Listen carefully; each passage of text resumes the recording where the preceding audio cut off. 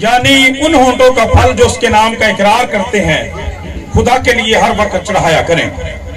और भलाई और सखावत करना न भूलो, इसलिए कि खुदा ऐसी कुर्बानियों से खुश होता है। कलाम खुदा के पढ़े और सुने जाने पर खुदा उनकी खास बरकत हो, खुदा उनका नहायत शुक्र हो। मेरे अज़ीज़ों, कलाम खुदा में लिखा है कि हम उसके यानी हमारे निजात दहिंदा खुदावंद यीशु मसीह के वसीला से, जो खुदा के अब्दी खैमा का घर का अब्दी काहिन है, लिखा है कि उसके वसीला से हम उनकी कुर्बानी यानी उन होठों का फल जो उसके नाम पे इकरार करते हैं, खुदा के लिए हर वक्त चढ़ाया करें। मेरे अज़ीज़ों, इन्हें आज समय पता चलता है कि खुदा चाहता है कि उसके लोग शुक्रगुजारी करें। पाक कलाम के अंदर लिखा है कि जो शुक्रगुजारी की कुर्बानी गुजरानता है वो मेरी तमजीद करता है। लिहाजा खुदा की शुक्रगुजारी करते हैं इन मुकद्दस अय्याम के लिए जो खुदावंद हमेशा हमारी जिंदगियों में, हर साल हमारी जिंदगियों में ये बख्शता है। और मुबारक है वो लोग जिनकी जिंदगियों में ये दिन आते हैं, और बहुत मुबारक है वो लोग मेरे अज़ीज़ों जो इन दिनों रोजों में ठहरते हैं और इन दिनों को अपनी पाकीज़गी के लिए, रूहानी तरबियत के लिए, खुदावंद यीशु मसीह के उन दुखों को, मोहब्बत को जानने की कोशिश करते हैं जो सलीब पर खुदावंद यीशु मसीह ने हम सबों के लिए उठाए और हमें मखलसी और नजात बख्शी। क्योंकि पाक कलाम के अंदर लिखा है, खुदा ने दुनिया से ऐसी मोहब्बत रखी कि अपना इकलौता बेटा बख्श दिया ताकि जो कोई उस पर ईमान लाए हलाक न बल्कि हमेशा की जिंदगी पाए। सो पहली बात खुदा का कलाम ये बयान करता है कि खुदा के लोगों का वतीरा है। मेरे अज़ीज़ों, पाक कलाम में लिखा है हर एक बात में शुक्रगुजारी करो क्योंकि तुम्हारी इबादत खुदावंद यीशु मसीह में खुदा की यही मर्जी है। इस खानदान के लिए बड़ी मुबारक हाली और मुबारकबादी की बात है मेरे अज़ीज़ों कि ये हर साल इन दिनों में खुदा को याद करते हैं, खुदा के खादमों को याद रखते हैं, कलीसिया के साथ मिलकर खुदा की इबादत और शुक्रगुजारी करते हैं। खुदा के पाक कलाम में लिखा है और भलाई और सखावत करना ना भूलो, इसलिए कि खुदा ऐसी कुर्बानियों से खुश होता है। जिस तरह से शुक्रगुजारी की कुर्बानी, हम्द की कुर्बानी जो प्रस्तुत की सूरत में हम कुआए के साथ मिलकर खुदावंद के हुजूर गुजरानते हैं, मेरे अज़ीज़ों खुदा ऐसी कुर्बानियों से खुश होता है। पाक कलाम में ऐसी ही कुर्बानियों के बारे में लिखा है कि तू अपना मुंह खूब खोल और मैं उसे भर दूंगा। यानी जिस कदर हम खुदा की प्रस्तुत के लिए, इबादत के लिए, शुक्रगुजारी के लिए अपने होठों को खोलते हैं, मेरे अज़ीज़ों अपने दिलों को खोलते हैं, अपने खानदानों को, अपने डिब्बों को खोलते हैं, अपनी जेबों को खोलते हैं, सहनों को खोलते हैं, खुदावंद उसी कदर में सरफराज करता है। और दूसरी बात लिखी है, भलाई और सखावत करना ना भूलो, इसलिए कि खुदा ऐसी ही कुर्बानियों से खुश होता है।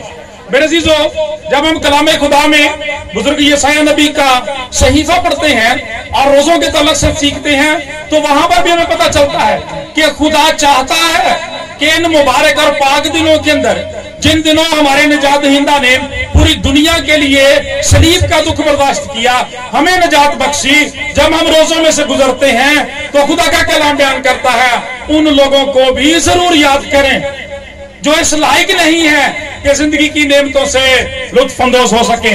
चुनाचे खुदा का कलाम यह बयान करता है कि जो लोग इस खिदमत के बगैर, ऐसी सखावत और भलाई के बगैर रोजा रखते हैं, उनके बारे में खुदावंद फरमाता है कि बस अब तुम इस तरह का रोजा नहीं रखते हो कि तुम्हारी आवाज साल में बाला पर सुनी जाए।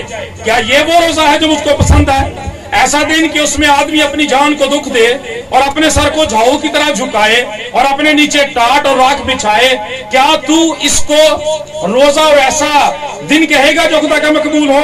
क्या वो रोजा जो मैं चाहता हूं ये नहीं कि जुल्म की जंजीरें तोड़े, जुए के बंधन खोले और मजलूमों को आजाद करें, बल्कि हर एक जुए को तोड़ डाले। क्या ये नहीं कि तू अपनी रोटी भूखों को खिलाए और मस्कीनों को जो आवारा है अपने घर में लाए और जब किसी को नंगा देखे तो उसे पहनाए और अपने हम जिनसे रूपोशी न करे। मेरे अज़ीज़ों, खुदा का कलाम ये बयान करता है कि इन रोजों का बुनियादी तौर पे मकसद ही हमारे अंदर उस एहसास को बेदार करना होता है जिसकी बुनियाद इलाही मोहब्बत पर है।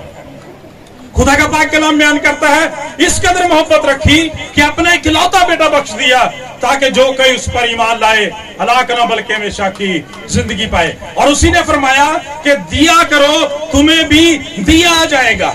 खुदा का पाक कलाम बयान करता है कि जिसको कपड़े की जरूरत है उसको कपड़ा देने की जरूरत है, जिसको रोटी की जरूरत है उसे रोटी देने की जरूरत है। और जब हम खुदा के कलाम में पढ़ते हैं, अभी जो हवाला तलावत किया गया, इसीलिए खुदा का कलाम बयान करता है जो इन दिनों के अंदर ऐसी कुर्बानियां करना याद रखते हैं, उनके बारे में लिखा है खुदा ऐसी कुर्बानियों से खुश होता है। और अगला स्टेप जो है वो ये है, खुदा का कलाम ये बयान करता है कि जो लोग इन दिनों रोजों में ठहरते हैं, खुदा की इबादत और परस्तश करते हैं, जब आप उनकी खिदमत करते हैं, उनको अपने घर में बुलाते हैं, तो ये उससे भी बड़ी बात बन जाती है। हालेलुया। इसलिए आप खुद अंदाजा कर सकते हैं कि खुदा जब उन कुर्बानियों से जो गरीबों के लिए, लाचारों के लिए, यतीमों मस्कीनों के लिए, बेवाओं के लिए दी जाती है, तो खुदावंद उनसे खुश होता है। तो किस कदर मेरे जीजो ऐसी खिदमत से खुश होगा जो खुदा की खिदमत करने वाले लोगों के लिए रखी जाती है, उन लोगों के लिए जो आपके लिए, आपके खानदान के लिए, कलीसिया के लिए, कौम के लिए रोजों में ठहरते हैं मेरे जीजो, इबादत करते हैं, जागते हैं, खाने पीने को अपनी खुशी से आपकी मोहब्बत की खातिर छोड़ देते हैं। जब हम उनको अपने घर में बुलाते हैं तो यकीनन खुदावंद ऐसी कुर्बानियों से खुश होता है। इसलिए कि जब हम मुकद्दस मत्ती रसूल की इंजील पढ़ते हैं तो पाक कलाम के अंदर लिखा है 25वें बाब में आपने फरमाया कि जब खुदावंद यीशु मसीह, मुकद्दस मत्ती रसूल फरमाते हैं कि जब खुदावंद यीशु मसीह अदालत करने के लिए दोबारा वापस आएंगे, सारी कौमें कबीले उनके सामने जमा की जाएंगे। तो खुदा का पाक कलाम ये बयान करता है पूरी कौम को, पूरी कबीलों को, सारी दुनिया को दो हिस्सों में तकसीम किया जाएगा। एक लोग, कुछ लोग जो है वो दाहिने हाथ होंगे, कुछ बाएं तरफ होंगे, और आप बाएं तरफ वालों से कहेंगे आओ मेरे बाप के मुबारक लोगों, उस बादशाही को मीरास में हासिल करो जो मैंने, मेरे बाप ने बेनायालम से तुम्हारे लिए तैयार की है। इसलिए कि जब मैं भूखा था तो तुमने मुझे खाना खिलाया था, जब मैं प्यासा था तो तुमने मुझे पानी पिलाया था, जब मैं नंगा था तो कपड़े पहनाए थे, जब मैं बीमार था तीमारदारी के लिए आ गए थे, जब मैं कैद में था तो मेरा हाल पूछने के लिए आए थे। ईमानदार कहेंगे, बेटे बेटियां कहेंगे खुदावंद हमने कब तेरे साथ ये सारा कुछ किया? तो खुदावंद जवाब देंगे कि जब तुमने मेरे इन छोटे भाइयों के साथ ये सारा सलूक किया तो मेरे साथ ही किया।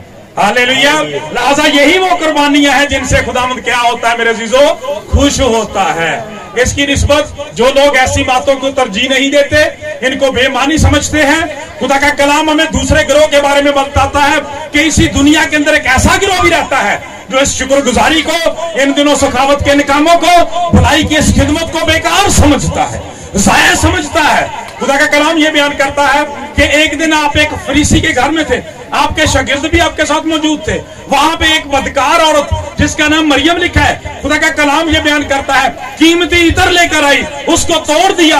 खुदा का कलाम ये बयान करता है यीशु मसीह के बदले मुबारक पर लगाया। पाक कलाम में लिखा है कि आंसुओं से आपके पांव जो थे वो भिगो दिए, धो दिए, बालों से साफ किए, और वो कीमती इतर जो था खुदा उनकी खिदमत के लिए लगा दिया। लेकिन आपके शागिर्दों ही में से एक शख्स ने क्रिटिसाइज किया, तनकीद का निशाना बनाया कि ये कीमती इतर क्यों जाया कर दिया गया, ये तो बेचकर गरीबों को दिया जा सकता था। मेरे अजीजों, खुदावंद ने फरमाया मैं बताता हूं कि उसने क्या किया है, तुम उसे दिक ना करो, तुम उसे तंग ना करो, इसलिए कि उसने पेशगी तौर पर मेरे बदन पर मेरे दफन के लिए ये इतर जो है वो मला है। और खुशखबरी क्या दी, मैं तुमसे कहता हूं जहां जहां अंजील की मरादी की जाएगी, ये भी जो इसने किया है इसकी यादगारी में क्या किया जाएगा, बयान किया जाएगा। लिहाजा मेरे अजीजों, खुदा का कलाम ये बयान करता है कि वहां पर भी क्रिटिसाइज करने वाला ऐसा ही गिरोह होगा।